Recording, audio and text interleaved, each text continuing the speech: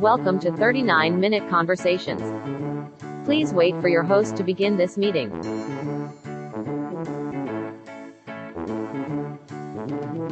Your meeting is now being recorded.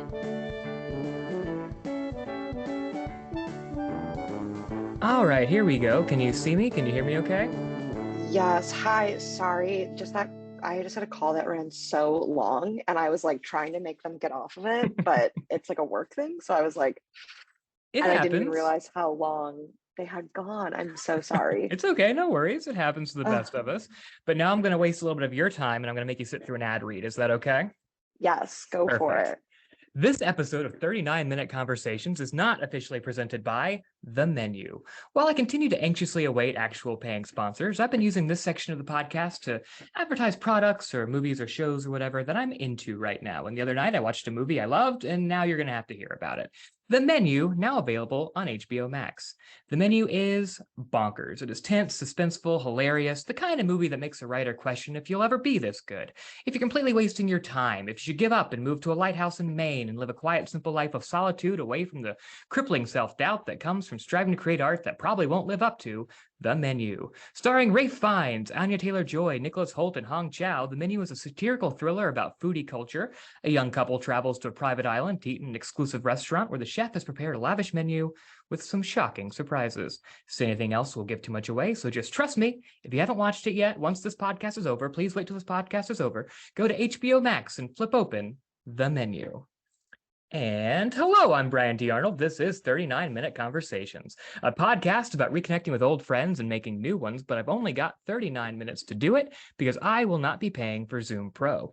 We're nearing the end of a series of interviews with screenwriters featured on the 2022 Blacklist, an annual list of the best unproduced feature screenplays of the year, and my guest today wrote the very funny Blacklist script, Better Luck Next Time. The logline is two best friends run a successful underground service, taking women's toxic exes on humiliating dates, but their friendship is put to the ultimate test when an old Mark plots his revenge. She's also a creative director who has worked on social media and marketing campaigns for projects like Edith, Bad Education, and Honey Boy.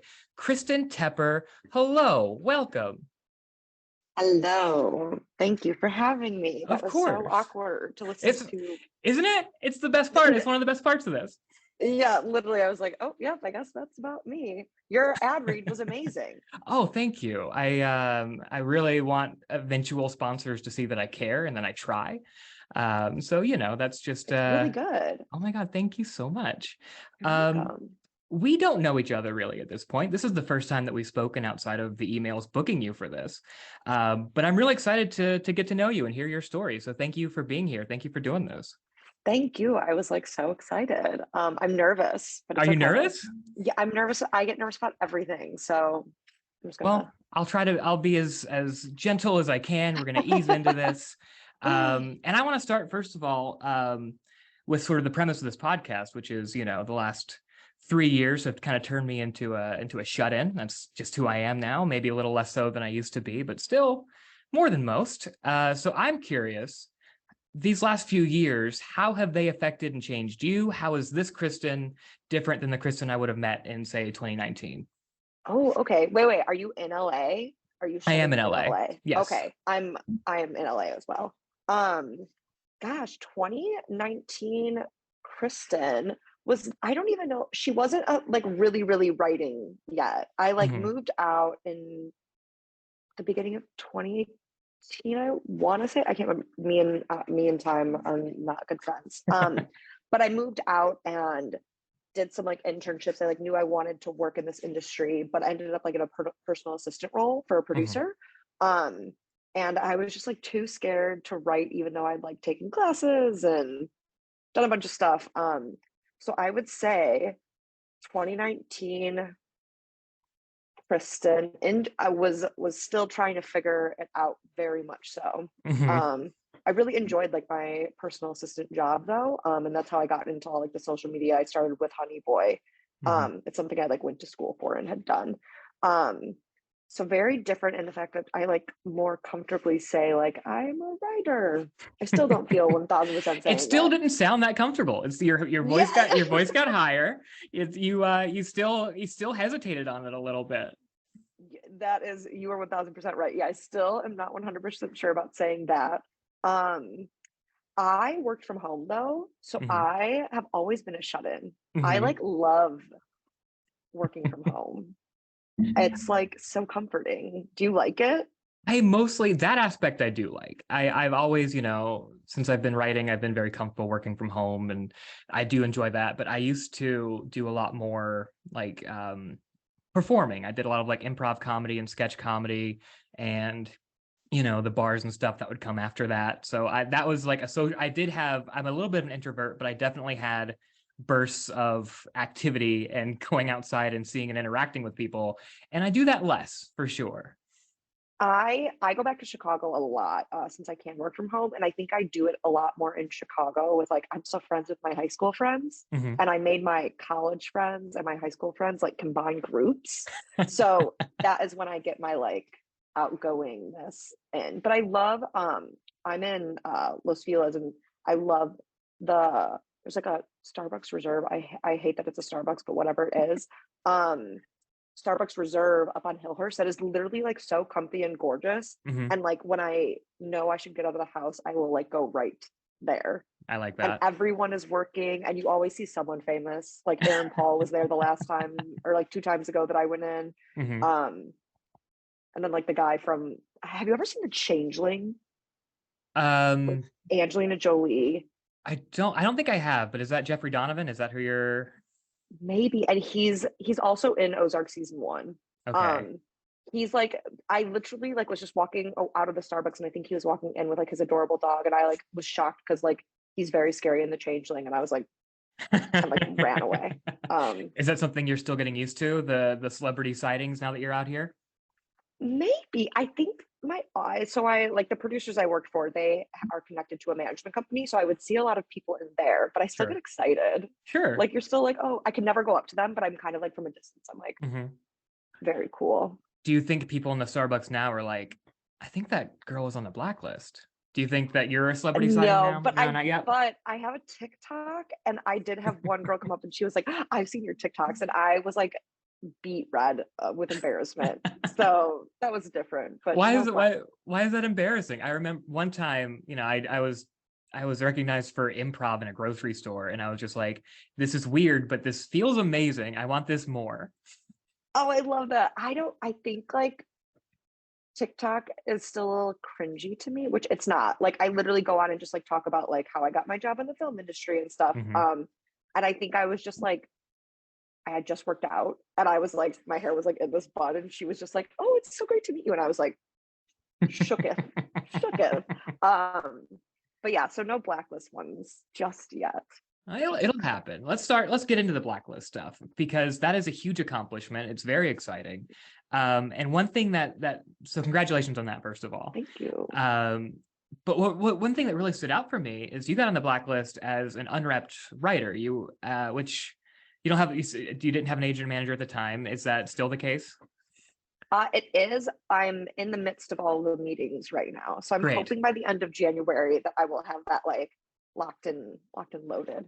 That's very Uh, exciting. But so how did you feel the morning of the blacklist announcement? So that had to be a bit of a surprise. It can't. I'm sure it's not unheard of to be unrepped on the blacklist, but it has to be very rare. yes. It was really exciting. I am trying really hard this year, especially to enjoy things a little bit more. I'm Mhm. like a very like, oh, this thing happened, but now this means like I gotta climb this mountain and then this mountain, and I Sure. spend very little time enjoying it. So I think I had a lot of like, not dread, but Mm. like, oh shit, like it happened, like it happened, and now what's next, and I got to make the right move, and who should I talk to, and Mhm. but my friends were like my friends made me excited about it. Like they got me like a cookie cake that said like on the blacklist or whatever it said. So it was really fun to like be able to like celebrate it. um and it was really surprising. um I had heard from a few people though that they were going to vote for me, so I was Mhm. like, there's a chance. Yeah. Like I was like, I don't know what the chance is, because I had talked to a few people and they were like, you need anywhere from like 6 to 9 votes. And so like, and it's like that changes every year depending on how many scripts are like put on the list, or how many have like the 5 vote or the 6 vote or the 7 vote. So yes, it was very exciting. And then I was like, oh my, this is like, I get to do the thing I was always thinking about. That is very cool. And you brought up a great point about it is hard to celebrate an accomplishment because there are always more steps. There are always, you're never done. But at the same time, you know, when you get to the top of one mountain, you have to enjoy the view a little bit before you keep going. That is my 2023 like goal of being like, look at that. And I think it's like fun having some friends in the industry and some not, that like the friends that are not are like, oh my God, what the heck is this? Like, this is so cool. And there's like the amazing video where like Meryl Streep mentions the blacklist. And like, so you get to like have that really cool excitement. And then, yeah, like my friends they can either like bring me back down to earth, or they can like bring me up to when they're like, I think you're being a little sourpuss about this. Like, be happy. It's nice. Get you a friend who can do both. I think that's important. It's important to know when we're like a little bit too, enjoying the smell of our farts, and a little bit, and then, the times when the times when we maybe need a boost. Because, I describe my ego as sort of a Jenga tower. It is very tall, but very easy to knock down. So it's I good. Love that. Thank you. That's another piece going right on top of the Jenga tower. So it's good to have friends who can check you either way. So it's good to, it's very important, I think.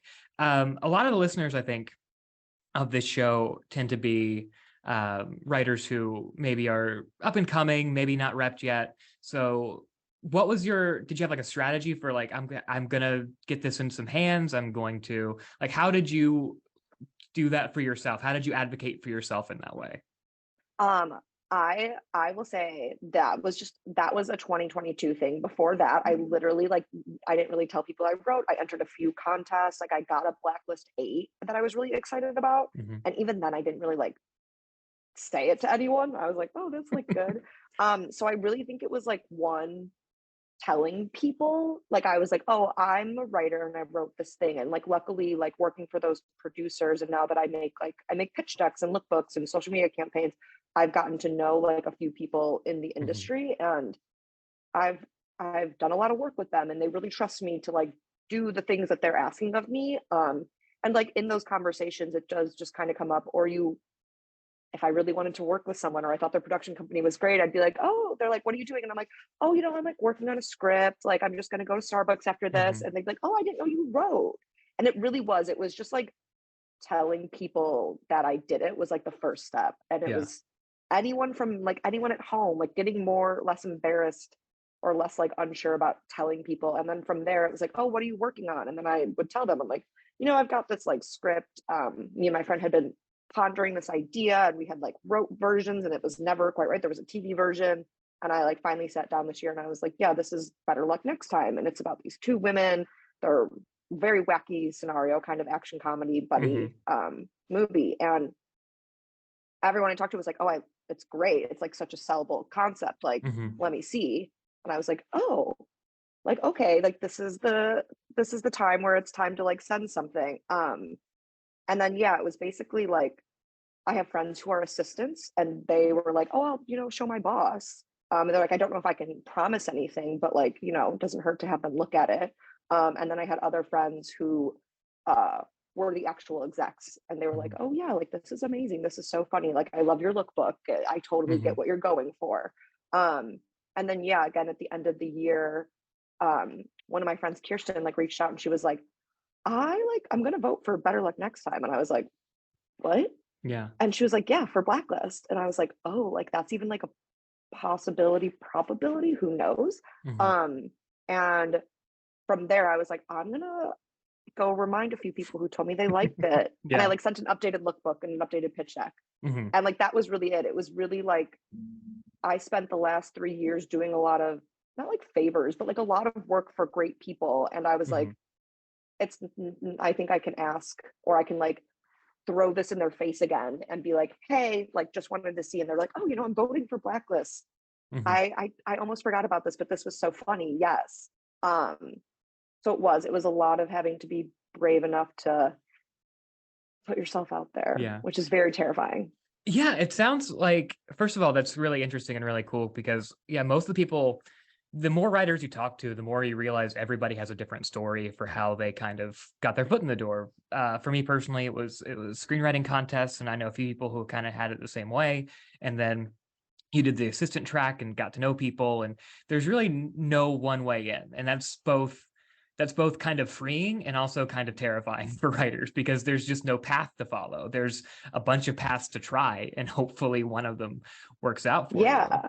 Like that was like, I did not think the blacklist was like my type of path, because I think of blacklist scripts as like, at least in previous years, there's always kind of like a vibe to the list.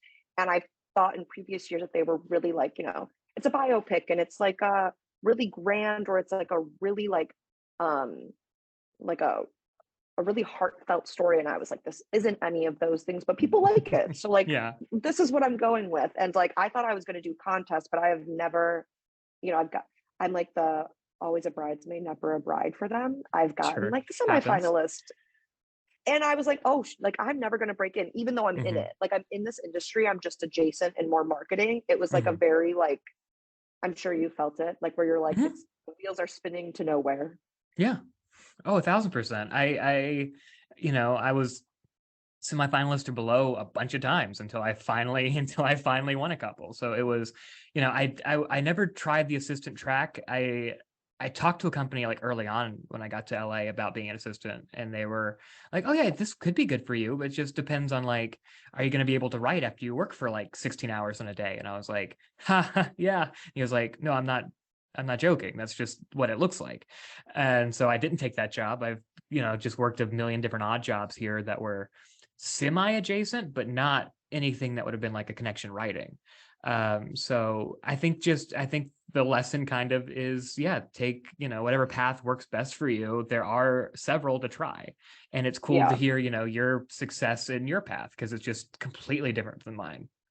Yeah. And I think like I was very like, not throw stuff at the wall, but I definitely have always kind of kept that a bit of a mentality where I was like, I'm going to try the contest and then I'm going to, work at, I think the biggest thing was like all through COVID, all I did was I wrote. Hmm. Like I was just like, I need at least, I think I like convinced myself of a fake number. I was like, I need 2 pilots and I need 3 features. And like, this is what is going to figure it out for me. And then I got a writers group who they all have different stories too. Like one girl Hmm. is a writer's assistant, so she's like in the room, but in the assistant role. Another one works in marketing too, and someone else is like in production. So it's just like you never know what's gonna make it work. Another one actually like is very much like a writer director, and they have shorts Hmm. that are amazing that get them a lot of notice. You know what I mean? Hmm. Oh yeah, there's It's a million very different ways to random. do it, and it's cool that I think a writers group is so important. I have one too, and it's broken down kind of similar, mostly features, but some pilots and people. A couple of us have been on the blacklist, and then one's the writer director, one it's all different types of people, but it's all working toward the same thing and all taking different paths at it, which is exciting and scary because yeah, like I said, there's just no one way to do it. When people ask me how to break in, all you can do is kind of give them a list of things to try because there's no set way to do it.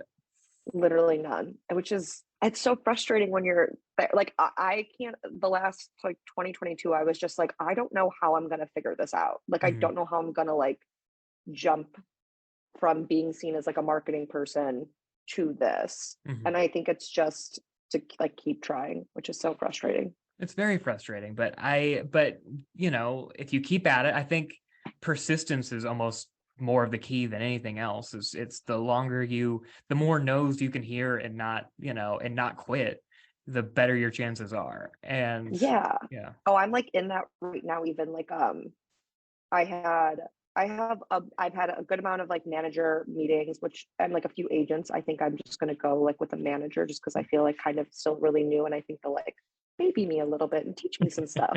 Sure. Um, but there were agents that I literally reached out or managers that I literally reached out to just because I had like, seen them on IMDb Pro or I watched them build someone else's career and I loved it. And like even then, like I sent them my blacklist script and they were like, loved it, but like I already have someone that kind of writes this, or they were like, this just like isn't my type of comedy. And I was like, oh, like, oh my Sure, God. I'm sure. like, oh my God. I'm like, I guess I have to get used to that because it's not. And some things that I read, I'm like, yeah, it's not my thing. Like, I really respect it for what it is. Like, I don't want to Mhm. spend my life like working on a random sci-fi thing that's just not my Sure. taste. And I like really had to like be like, oh, this is a new type of like rejection. Like, this is going to be the new thing for me when people are like, I liked it, but like not for me. Yeah, the rejections don't stop. They just get bigger and they get like, well, this is a cool person to get a no from. Like that's That that's kind is. of what it turns into. I love that. I love that. I'm gonna have to start saying that. Like, that was a great person to get a no from. That's it. Yeah, it's kind of cool. I've gotten some no's that were like, well, at least they know I exist, and they don't like me, but that's all right. That is such a good way to think about it because I was literally like, oh my God, I forgot. I felt like a kid on the playground again. I was like, Mhm. people don't like just like me on like me in this thing.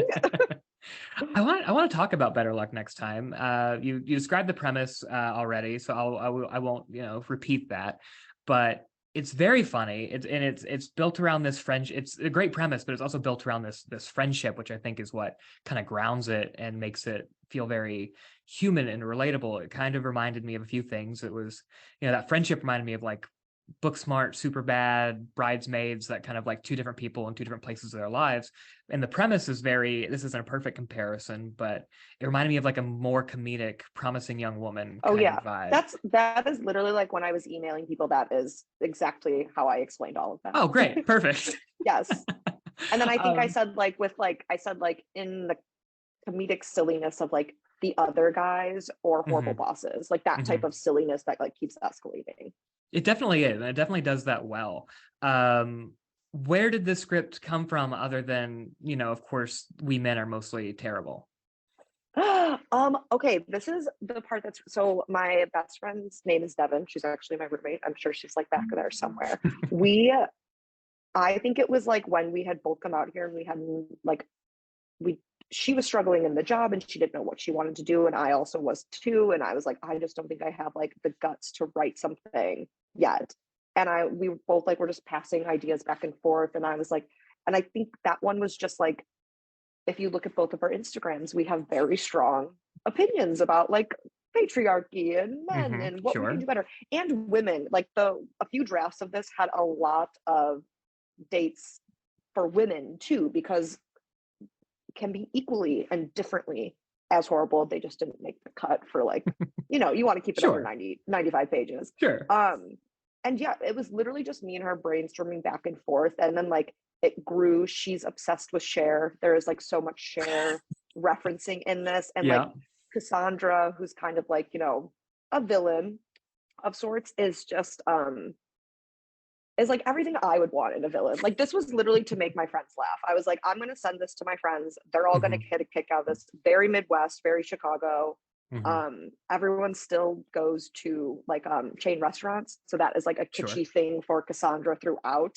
Um, yeah, so it was literally the basis was um men men do some questionable things and maybe it's time to like, unhitch them, like an Sure. unhitching of the world. And then it was just making my friends laugh was really probably a goal.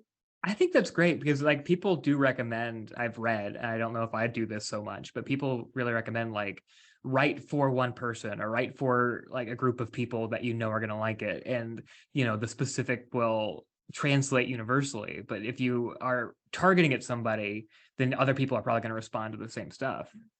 Yeah, and I think that was like I a lot of what I write is really dark actually. Like that would Hmm. be like I think my natural state of being is a very dark place. Hmm. And this just was literally at a time when I was like, I want to really laugh a lot, and like Hmm. comedy is having such a hard time anyways right now. Like, Seth Sure. Rogen does an interview and he's like, what is comedy now? Like no one can do it. It doesn't transfer internationally. Right. And you think about all those things and that might even stop you from trying to write it. And I was like, no, this is just what's going to happen right now. Like, and my friends, I sent it to them and they all laughed and we had our inside jokes that are built in there. One of the characters is my sister's married. I ran out of names. And so like the last name of the character is her new last name. And I Sure. sent it to her without even remembering. And she was like, hey. I've definitely done that to people. I do it for fun. Um, I also like dark comedy is really my jam. What draws you to find the humor inside of these dark things that can be, if you look at them just in the world, they can be objectively horrible and sad and terrifying. What draws you to find the funny in that? I think like this is Liz Feldman, and Dead to Me is like peak of what if I could ever do something as great as that. Like that is kind of like where something tragic happens and it's still Mhm. funny. Cause I think that's been like my whole upbringing, like South Side Chicago, mom, very like dry and like not really like someone that you like do emotions with, but everything is Mhm. funny. And then like, throughout high school and into college and like my now in like my after college 20s, like we had a lot of friends pass away in our friend group, and my Mm. sister's grade was like known to be cursed, but like without like, and as sad as that is, there was never a time during all of that like someone couldn't make a joke or someone Mhm. couldn't make it funny, or like something horrific like seemed to have happened at that time, and we were all just like, Yeah. and you look back and you're like, that made it okay. Like it made it Yeah. okay to laugh. It made it okay because that just happens. Like life is funny in the midst of all of that. And I Mhm. think that's usually what I'm thinking about, even if it's so serious. Like something funny happens. Someone trips when they don't mean to, and they're like doing the big speech. Like, Mhm.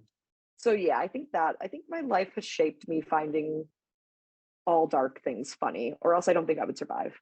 I think I'm the same way. I people have like when people ask me the similar question, I always kind of respond with, I don't think I've ever been to a funeral where where there wasn't at least one big laugh. Like it just, I think life, anything that's just too maudlin, too like it doesn't feel real to me, and anything that's too funny without something real, same. So I think it's about finding that balance, and I think it's cool that you are able to sort of look at life that way, and also that your writing reflects that.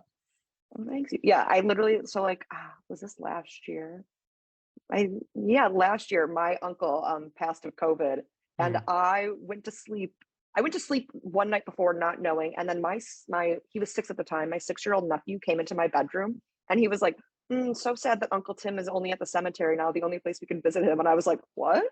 I was like, no, he's not. Like, dude, it's fine. Chill out. Like, it's all good. And I like mhm. text my sisters, and I'm like, why is Easton in my room telling me Uncle Tim is dead? Like, what's going on? And they're like, oops, that is not how you were supposed to find out. And Oh it's my just like, God.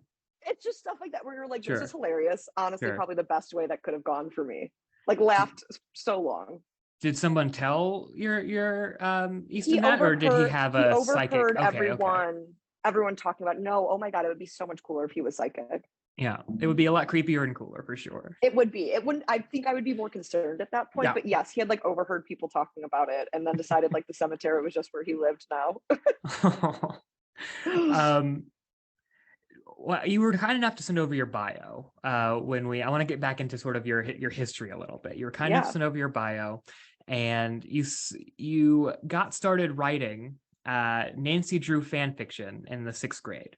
I did. Um, so first, I do want to know, is any of that still online anywhere? Maybe an old live journal, maybe a MySpace page? Can that be tracked down? It could be tracked down. It wouldn't be a MySpace. It would actually be, this is so embarrassing. I cannot give too much away. There is like a very specific like Nancy Drew games and books like message boards. It lives on there. And like I don't think they're very good, but I loved her. I loved all the Sure. mysteries. I like loved how she could figure things out, little twists. So yeah, I didn't write anything like super crazy. Like I've read some like Harry Potter fan fiction where like Hermione and Draco like end up together. It wasn't that wild. Like I wasn't that Sure. skilled. Um, so you could find it. It would be embarrassing. I'm not Sure. going to post it anywhere, but it does exist. Well, if I find it, I will definitely post it. Perfect. Yeah. What made you start? What made you get into writing and start with I think a lot of writers do start with like emulating something else. I think 6th, 7th grade, my first thing I ever tried to write, one of the first things I ever tried to write that I remember was like a short story contest in middle school, and I did a sequel to the Naked Gun movies. That was just like the That short is story amazing. that I turned in. So I think I think so many writers start that way before we kind of find our own voices and stuff. What drew you to like even to want to start writing, to, and how did that eventually turn into I want to write for film? Yeah, I feel similarly. I had like a short story. My family like loves collies, like the dogs, like Lassies, Mhm. and I had like a few short stories about like Evil Knievel, but it was a collie and it was a dog that like fought with other dogs. I don't know. That was like my intro, but I really think it's because I loved reading. Like I Mhm. loved my Nancy Drew books were amazing. Harry Potter was a huge like the world that she built. J.K. Rowling, nah. But the world that she built was like really fun to me, and I was like, oh my god, I can't believe people can do this, and like this is a thing that people like. This is a job that you could do eventually. Mhm. And I think that was really, I was like, oh, I can get into all these worlds. I was awkward and like uh, and but then I got like I'm still awkward. I got like friends and stuff though, and like through high Sure. school I didn't do anything. I like wanted to be cool really badly. Mhm. Priority was like be cool, and so writing wasn't cool. Like I was not in the theater program, like God forbid, because at my school that was not cool. And I was really kind of like bummed that I didn't pursue any of that at that Yeah. time. um and so then when I went to college, there was like screenwriting classes, and I took screenwriting classes, and I was like, oh, this is dope. And then I moved back to Chicago and I did Second City, and I was like, okay, Mhm. this is like a real thing. um and my parents, who are not like, my mom's like a blood technician and my dad has like a small business, were like, what are you, I don't think this is a good idea. And I was like, yeah, Mhm. I'm just gonna go try. I have some business brain. Like I'll figure it out one way or another. Maybe I'll just do the business side forever. Um, and I think the Second City classes were when I finally was like, oh yeah, this is like a career. Even though like I just read a book or someone tweeted that it's like there are less writers in the WGA than there are like professional MLB players. And I'm like, Yeah, when great. the day that I joined my first like what do you call it, orientation, when I joined WGA, they gave that statistic of, you're more likely to make Major League Baseball than WGA, which it's a sobering stat, but you also have to remember there's a lot of Major League Baseball players, like it's 30 teams, big like 50-man rosters, like That makes you there's feel, still you have such room. a good positive spin. You deserve a medal for positive spins. I need to be around you more often. And another block on top of the Jenga tower. Um, so you found that at Second City, were you doing sketch and improv? What were you doing at Second Yeah, City? so you had, I'm pretty sure you like had to take an improv class, Hmm. being class two. And improv was the best thing ever for my public speaking and like my nervousness around people. Um, I mean, I still feel that way a little bit, but I think I can speak and converse. Yeah, you're I don't know conversing what, great. You're doing great. You're yeah, conversating like really good whatever right now. verb, Yeah. that was. I can do that so much better because of the improv classes. And then yeah, we had a teacher, oh my god, I want to say it was like Mr. McDonald, or I think that was his name, I don't know, but he had wrote on SNL, and he Hmm. had us do like these big pitch packets, and it was like you do sketches and then you did some like longer form things. And um that was definitely, and I think I also took a class at IO, Hmm. which was amazing. And like TJ and Dave, I like went to go see them all the time. I was like very in the scene for a little bit Hmm. there. um and it all felt very accessible, adjacent at that point.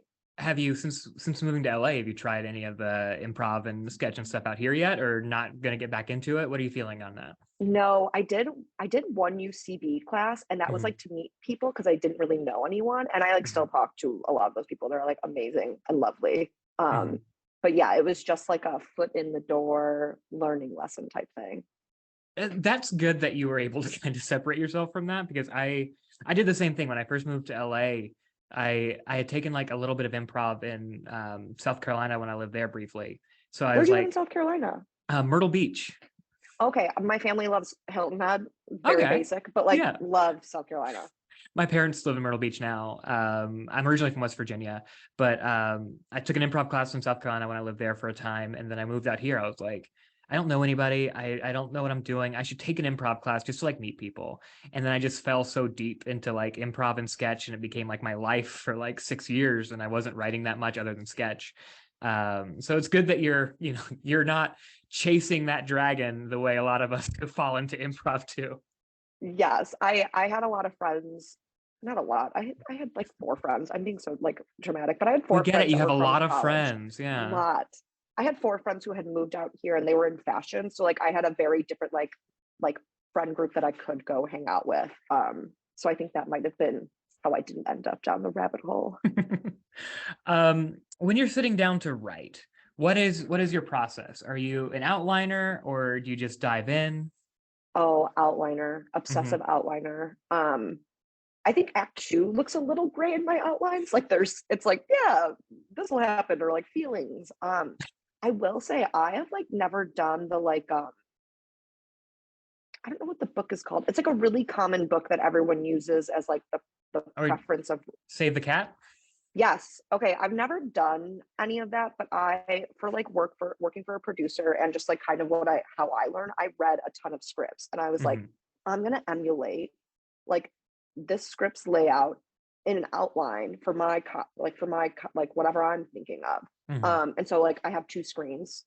That's huge to me, at least at the outline phase. And I have like ideas and like that script up over here. And then on this one, I'm literally like writing and trying to emulate Mhm. what I'm doing and what they did so well. Like I think my first script, the pilot that got an 8 on Blacklist, I had originally wrote it and like it didn't do good. And then I read Dead to Me and I was like, Dead to Me is the formula, like the Mhm. layout that this should be in. And I like restructured my whole script into that. And then I got an 8 and I was like, okay, so it really was just like a structure thing Mhm. and flow less than a story. But before that, it's always outlining. And then this is like, I know a lot of writers don't like this, but I love lookbooks and pitch decks. So I will Mhm. outline and then I'll do a little bit of like act 1. And then I'll be like, who are these people? And I'll go and make like a pitch deck and write out in Google Docs like their character bios and the Mhm. themes and like Mhm. why now? And I'll put it all in there just as like, I can see who I'm writing. Yeah. I think that's smart. I don't know graphic design. I'm not good at it. You can tell by the cover image of this podcast that it is not my strong suit. But I have a similar thing where I can't write unless I have it cast in my head, even if that's not who it's going to be. I have to hear the voices. I have to hear the Yeah. cadence. So like whatever helps you. And then I wish I was better at lookbooks. It's cool that I'm sure that's helpful when you're sending it out to, give people a good taste of Yes. what this could be. Yeah, and like even like the pitch docs that I end up doing that just like say like all the characters, here's the bio, like everything I've learned from working for producers um has benefited me greatly in the way that I like can organize information for the other side and what they want to see and how clean it needs to be and how many submissions they get. Like knowing all of that like definitely adjusts how I work. Mhm. We Sorry, we it was pebbles. okay, that's fine. Okay. We only have about 2.5 minutes left, which is crazy. This thing always flies by. So I want to give you this opportunity to where can people follow you? You got a TikTok, Oh, you've mentioned your Instagram, Twitter. Where can people follow you? And is there anything that you want yes. to plug? Oh my gosh. Okay, so Instagram and Twitter are just my full name, which is Kristen Tepper. Twitter, I'm definitely talking about film stuff. Instagram is a little bit more of like my boring life. Sure. Um, and then TikTok is definitely my film heavy stuff. So that's Tepper Talk. Someone had my name.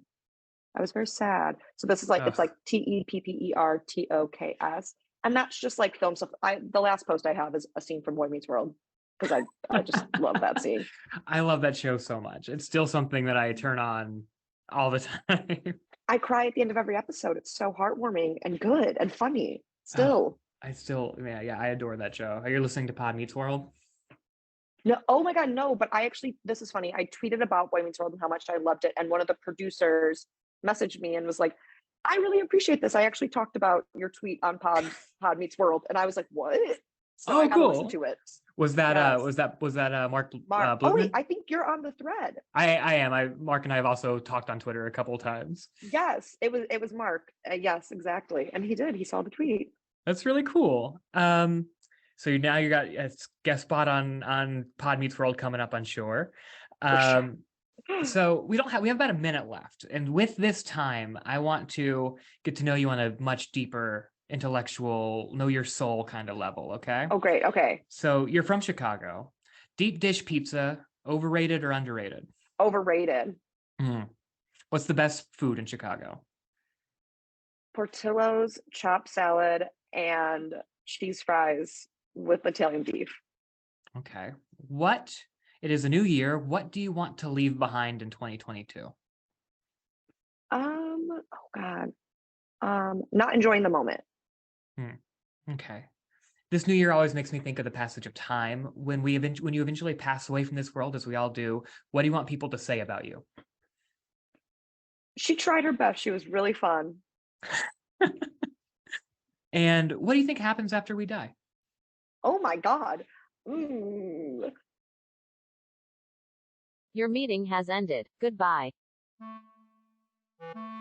Thank you for listening to 39-Minute Conversations, hosted and produced by Brian T. Arnold. Music by Kevin MacLeod, licensed under Creative Commons by Attribution 4.0 license. If you like what you heard, please subscribe and tune in for new episodes, and don't forget to rate and review. If you didn't like what you heard, please don't do any of that. That's okay too. Thank you, and we'll see you next time. Stay safe and be well.